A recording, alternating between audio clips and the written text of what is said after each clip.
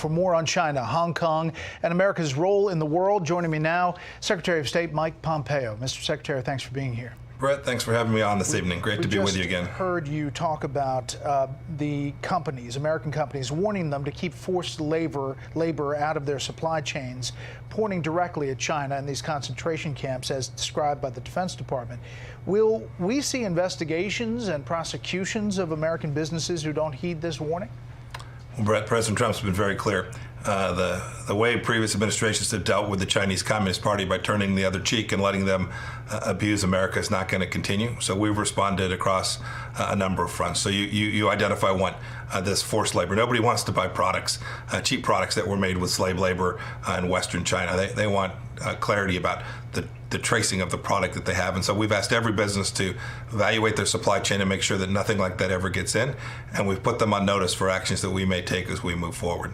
You know, last month, President Trump told Axios that he held off sanctioning Chinese officials involved with the mass detention camps because it would have interfered with his trade deal with China. Should those have been separated? Well, Brett, I've been Secretary of State for 2.5 years now. There's always complex trade-offs that one has to make. President Trump's been very clear when he signed this bill, the Uyghur bill, last week, that we were going to take this seriously. We were going to deal with it. We were going to put harsh restrictions in place. We're working on that. No country has responded in the same way that we have. We hope the whole world will join.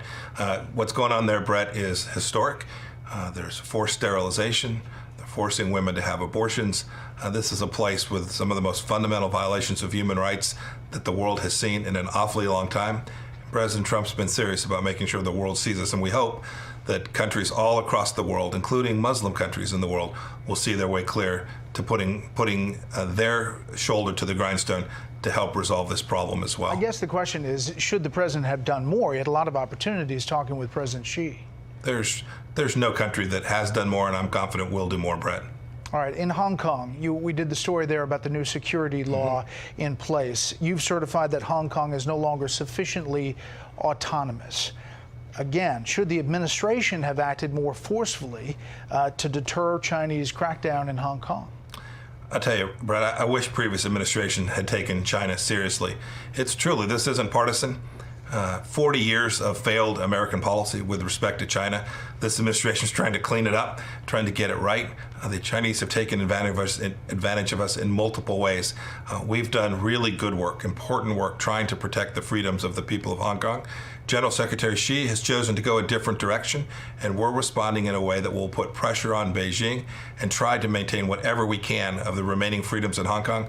I will tell you, the notion that there remains one country and two systems is fundamentally at odds with the facts on the ground today. You know I regret that. You know that your critics, including now John Bolton, say that this was all about election politics and to get China to buy soybeans in places that affect re-election. Nonsense.